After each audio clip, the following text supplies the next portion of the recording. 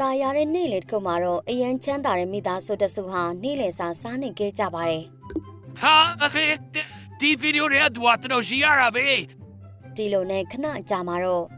ဒါငါတို့ဒီနေ့ပြင်သွားဖို့ရှိတယ်အိမ်မအေးစစ်စစ်စောင့်နေခဲ့နော်သူတို့ရဲ့သားကတော့ဂယုမဆိုင်ပါဘူးဖုန်းကိုပဲကြည့်ပြီးရှိနေခဲ့ပါတယ်ဒီကောင်တော့မပြောချင်တော့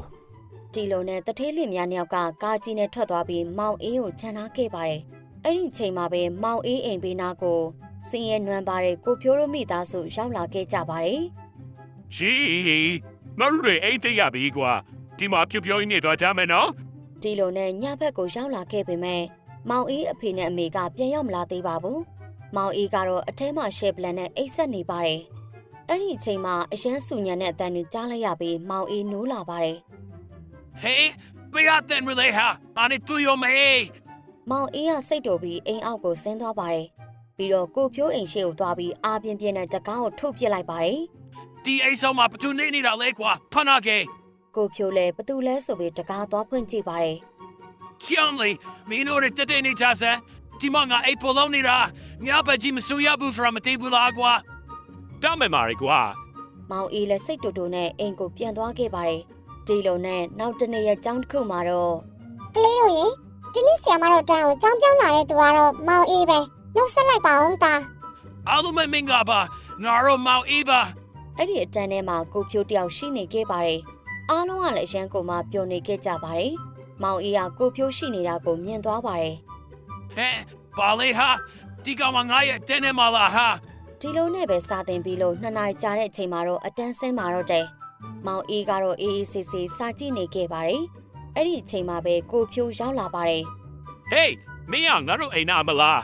ငါနာမည်ကိုဖြိုးပါအဲ့လိုစကားပြောရအောင်လေဒီလိုနဲ့ပဲကိုဖြိုးတယောက်မောင်အေးကစကားပြန်မပြောပေမဲ့တယောက်တည်းစကားပြောနေခဲ့ပါတယ်ဟာမင်းဘာဖြစ်နေလဲငါအေးစစ်စစ်စပ်လို့မရောက်လားမောင်အေးလည်းစိတ်တူတာနဲ့ထွက်ပြေးသွားပါတယ်ဒီလိုနဲ့တိတ်မကြခင်အတန်းတွေပြီးသွားချိန်မှာတော့ကြောင်းဆင်းပါတော့တယ်တငယ်ချင်းတချို့နဲ့မောင်အေးလည်းအပြင်ကိုထွက်လာပါတယ်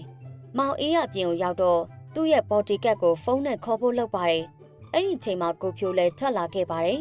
ဒါပေမဲ့မိုးရွာနေလို့စိတ်ညစ်နေပါတယ်အဲ့ဒီချိန်မှာကားတစ်စီးရောက်လာပြီးတော့ကားရဲကနေပလတောင်းတောင်းဘဲကြီးထွက်လာပါတယ်ပြီးတော့မောင်အေးစီကိုသွားလိုက်ပါတယ်တခင်လေးကားပေါ်တက်လို့ရပါပြီကိုဖြိုးကမောင်အေးစီကိုပြေးလာခဲ့ပါတယ်ဟေးမောင်အေးမောင်လည်းခေါ်တာပေးပါလားအိမ်နေတယ်ဆိုတော့လေပါစမမီလိုနယ်ဆိုနေကမခေါ်နိုင်ဘူးကွာမောင်အေးကကိုဖြိုးမခေါ်ဘဲနဲ့ထွက်သွားခဲ့ပါတယ်ကိုဖြိုးကတော့ကားမစီးရပဲအတီးပဲခံလိုက်ရပါတယ်နောက်တရက်ကျောင်းပေးရက်မှာတော့မောင်အေးတောက်ဖုန်းတောင်းပြီးထွက်လာခဲ့ပါတယ်တစ်ဖက်မှာတော့ကိုဖြိုးနဲ့သူ့ရဲ့အမေကရှေ့ခဲမုံဝယ်စားနေပါတယ်ကိုဖြိုးကလမ်းမကြည့်ပဲကားပေါ်ကိုထွက်သွားချိန်မှာတော့ကားတစ်စီးရောက်ချလာပါတယ်ကိုဖြိုးကအဲ့ဒါကိုမြင်သွားခဲ့ပါတယ်အဲ့ဒါနဲ့ပြေးပြီးတော့မောင်အေးကိုတွန်းထုတ်လိုက်ပါတယ်ကိုဖြိုးကတော့ကားတိုက်တာကိုခံလိုက်ရပါတယ်မောင်အေးကစိတ်တွေတိုးနေပါတယ်ဘာလို့လဲဆိုတော့သူ့ရဲ့ဖုန်းကွဲသွားလို့ဖြစ်ပါတယ်အဲ့ဒါနဲ့ကိုဖြိုးကိုကျေးဇူးမတင်တဲ့အပြင်စော်ပလော်တီးဖြစ်ပြီးထွက်သွားခဲ့ပါတယ်ကိုဖြိုးအမေနဲ့ကားဆရာရောက်လာတော့ကိုဖြိုးတတိလစ်သွားပါပြီအဲ့ဒါနဲ့သူ့ရဲ့အမေကကားပေါ်တင်ပြီးဆေးရုံကိုမောင်းမာတော့တယ်ဒီလိုနဲ့ပဲဆေးရုံကိုရောက်လာပါတယ်ပြီးတော့စီးခန်းထဲကိုဝင်သွားပြီးကိုဖြိုးကိုပါရထိသွားလဲစတင်စစ်ဆေးကြပါတယ်ကိုဖြိုးအမေကသူတို့ရဲ့သားလေးကဒုက္ခရောက်နေတဲ့အကြောင်းကိုသူ့ရဲ့ယောက်ျားစီဖုန်းလန်းဆက်ပြောပါတယ်ကိုဖြိုးအဖေလည်းရောက်လာပါတယ်စိတ်တော့မရှိပါနဲ့မင်းတို့ရဲ့ကလေးကရောင်းထိကြိုက်သွားတယ်ဘူသားမယ်ဆိုရင်တော့1 million လောက်ကုန်မယ်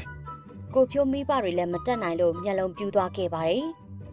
အဲ့ဒါနဲ့မောင်အေးတို့အိမ်မှာသွားတောင်းဖို့လုပ်ပါတယ်တကားဟွန်းနေလိုက်တော့မောင်အေးဆင်းလာပါတယ်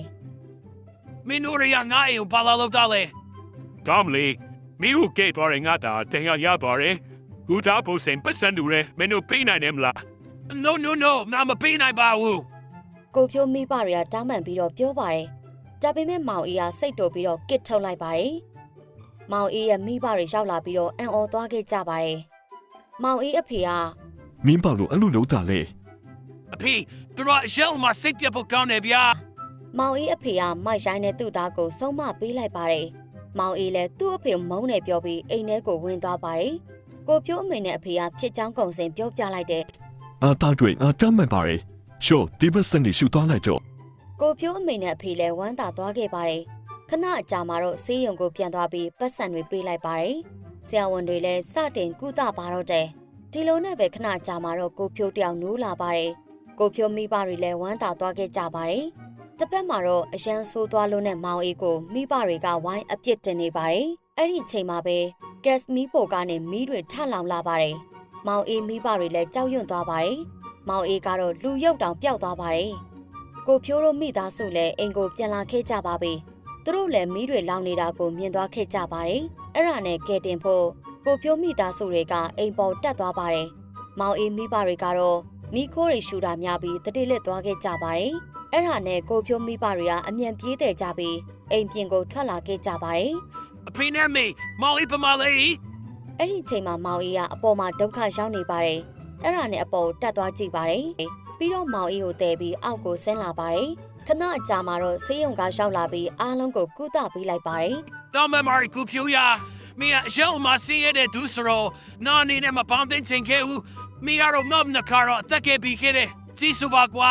ရပါရီကွာဘာလို့တငယ်ချင်းနဲ့လောက်ကြရအောင်နော် ဒီလိုနဲ့ပဲတငယ်ချင်းတွေဖြစ်သွားကြပြီးဆက်လန်းလေးပြီးသွားခဲ့ပါတယ်ရှင်အခုလိုဗီဒီယိုမျိုးတွေသဘောကျရဲဆိုရင်တော့ channel လေးကို subscribe လုပ်ခဲ့ဖို့မမေ့ပါနဲ့နော်နောက်ဗီဒီယိုမှာပြန်တွေ့ကြမယ်နော်တင်ဆက်ပေးသွားတဲ့သူကိုတည်ပြီးကြပြီလားရှင်မမလေးဒေခင် voice over actor ပါbye bye